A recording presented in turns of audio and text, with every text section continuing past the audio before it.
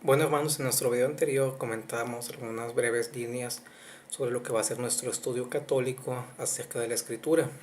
Veíamos cuáles fueron los idiomas en los que se escribió y qué Biblia vamos a usar y por qué no. Y veíamos algunos comentarios que no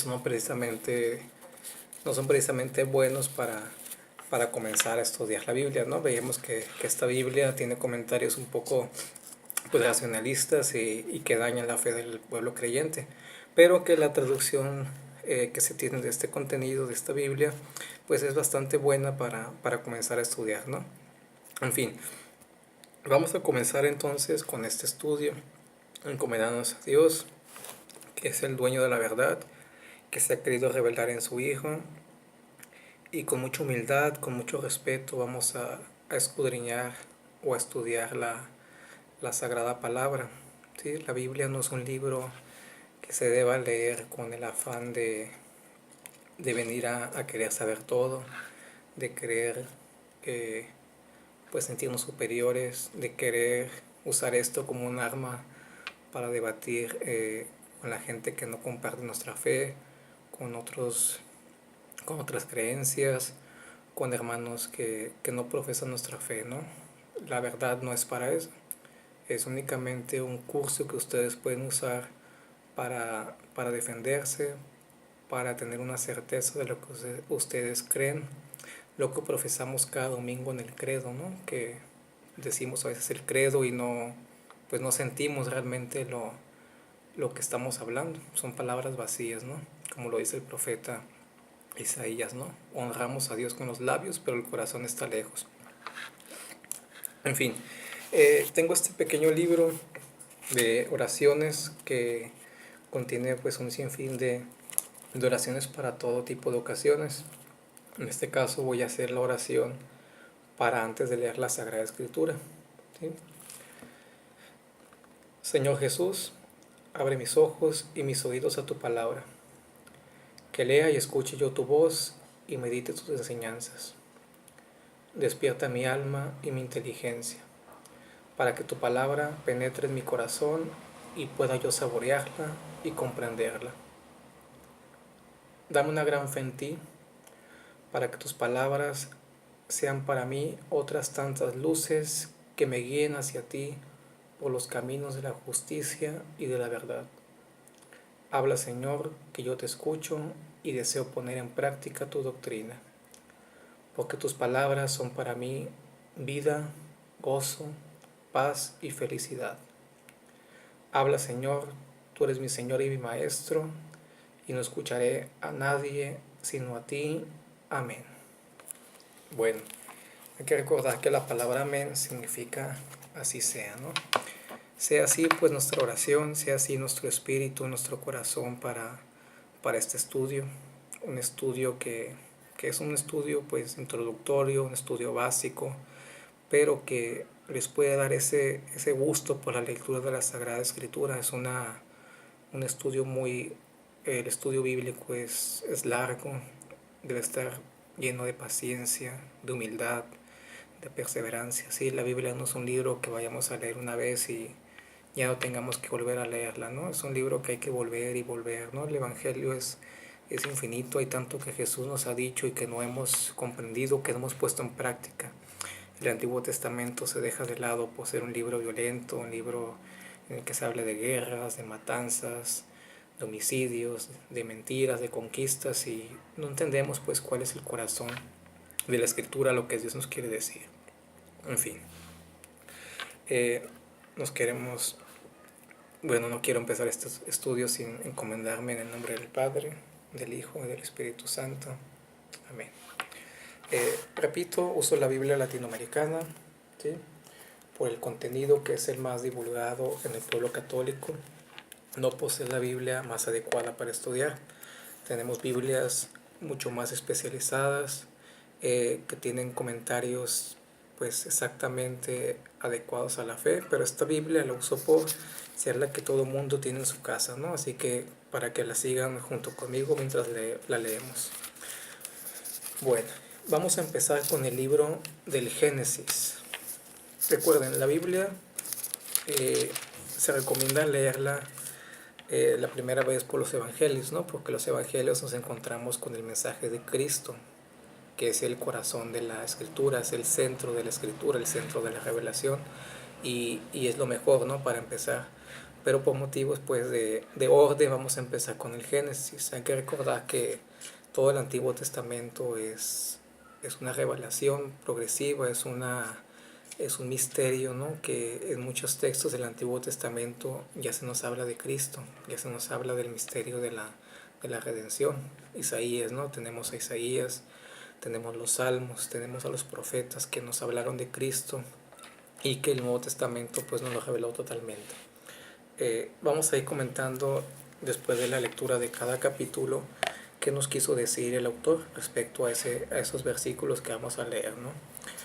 Vamos a empezar pues con el libro del Génesis. Hay que recordar que lo que es el libro del Génesis, el libro del Éxodo, del Levítico, el libro de Números y el libro del Deuteronomio son los primeros 5 libros del Antiguo Testamento. Esos 5 libros se le conocen en el pueblo judío como la ley de Moisés, que son el conjunto de mandamientos que Dios dejó a su pueblo y que se revelaron en el monte Sinaí para que Moisés los diera a conocer al pueblo.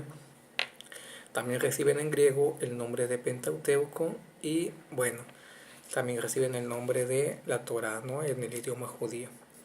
En nuestro caso, estos primeros 5 libros nos presentan la historia de la creación, de la caída, de los primeros padres, la vocación de Abraham, de Isaac, de Jacob, la historia de José, el soñador, la salida del pueblo de Egipto por manos de Moisés, obrando grandes milagros, la llegada del pueblo al monte Sinaí, los 40 años pasados en el desierto y finalmente la muerte de Moisés, que ahí concluye lo que es el libro del Deuteronomio y que van a ser el objeto de estos primeros 5 libros, ¿no? En fin, el libro del Génesis, bueno, hace referencia en la cultura judía, el título del libro, a la primera palabra con la que empieza el texto, ¿no? En este caso, Génesis, la palabra en hebreo es Bereshit, que es principio, ¿no? Vamos a comenzar a leer, pues, el relato de la creación, ¿no? Hay que recordar que tenemos 2 relatos de la creación que no son contradictorios, ¿sí? Son 2 relatos complementarios. Uno es el relato del mundo en el sentido universal, del universo, y otro es el relato particular de la creación del hombre, cómo se creó el hombre y cuáles fueron pues las características que el hombre tuvo en su primer estado, ¿no? Antes de la caída. En fin. Génesis capítulo 1. Dios ordena el universo. En el principio, cuando Dios creó los cielos y la tierra, todo era confusión y no había nada en la tierra.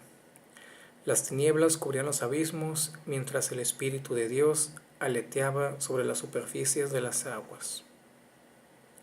Dijo Dios, haya luz, y hubo luz. Dios vio que la luz era buena y separó la luz de las tinieblas. Dios llamó a la luz día y a las tinieblas noche. Atardeció y amaneció, fue el día primero. Dijo Dios, hay una bóveda en medio de las aguas, para que separe unas aguas de las otras. Hizo Dios entonces como una bóveda y separó unas aguas de las otras, las que estaban por encima del firmamento de las que estaban por debajo de él. Y así sucedió. Dios llamó a esta bóveda cielo, y atardeció y amaneció. Fue el día segundo. Dijo Dios, júntense las aguas de debajo de los cielos en un solo depósito, y aparezca el suelo seco. Y así fue. Dios llamó al suelo seco tierra, y al depósito de las aguas mares. Y vio Dios que esto era bueno. Dijo Dios, produzca la tierra hierba, plantas que den semilla, y árboles frutales que por toda la tierra den fruto con su semilla dentro, cada uno según su especie. Y así fue. La tierra produjo hierba, plantas que dan semillas, y árboles frutales que dan fruto con su semilla dentro, cada uno según su especie. Dios vio que esto era bueno, y atardeció y amaneció. Fue el día tercero. Dijo Dios: haya luceros en el cielo que separen el día de la noche, que sirvan para señalar las fiestas, los días y los años, y que brillen en el firmamento para iluminar la tierra. Y así sucedió. E hizo Dios los dos grandes luceros, el lucero mayor para regir el día, el lucero menor para regir la noche. E hizo también las estrellas. Dios los colocó en lo alto de los cielos para iluminar la tierra, para regir el día y la noche, y separar la luz de las tinieblas. Y vio Dios que esto era bueno. Y atardeció y amaneció. Fue el día cuarto. Dijo Dios: llénense las aguas de seres vivientes y revoloteen aves sobre la tierra y bajo el firmamento. Dios creó entonces los grandes monstruos marinos y todos los seres que viven en el agua según su especie, y todas las aves según su especie. Y vio Dios que todo esto era bueno. Los bendijo Dios diciendo: crezcan, multiplíquense y llenen las aguas del mar, y multiplíquense asimismo las aves sobre la tierra. Y atardeció y amaneció. Fue el día quinto. Dijo Dios: produzca la tierra vivientes según sus especies, animales del campo, reptiles y fieras. Y así fue. Dios hizo las distintas clases de animales salvajes según su especie, los animales del campo según sus especies y todos los reptiles de la tierra según sus especies. Y vio Dios que todo esto era bueno. Dijo Dios: hagamos al hombre a nuestra imagen y semejanza, que tenga autoridad sobre los peces del mar y sobre las aves del cielo, sobre los animales del campo, las fieras salvajes y los reptiles que se arrastran por el suelo. Y creó Dios al hombre a su imagen. A imagen de Dios lo creó, varón y mujer los creó. Dios los bendijo diciéndoles: sean fecundos y multiplíquense, llenen la tierra y sométanla. Tengan autoridad sobre los peces del mar, sobre las aves del cielo y sobre todo ser viviente que se mueve sobre la tierra. Dijo Dios: hoy les entrego para que se alimenten toda clase de plantas con semillas que hay sobre la tierra, y toda clase de árboles frutales. A los animales salvajes, a las aves del cielo y a todos los seres vivientes que se mueven sobre la tierra, les doy pasto verde para que coman. Y así fue. Dios vio que todo cuanto había hecho era muy bueno. Y atardeció y amaneció, fue el día sexto. Bueno, no voy a decir palabra de Dios después de cada capítulo, porque esto no es una lectura en una celebración religiosa y no es una misa.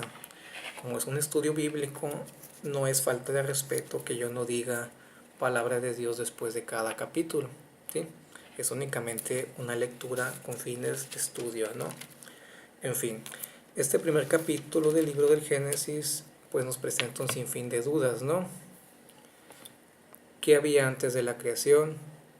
Dios con quién estaba, de dónde surge Dios, cómo es que se crea el hombre, cómo es que se da al hombre todo tipo de alimentos.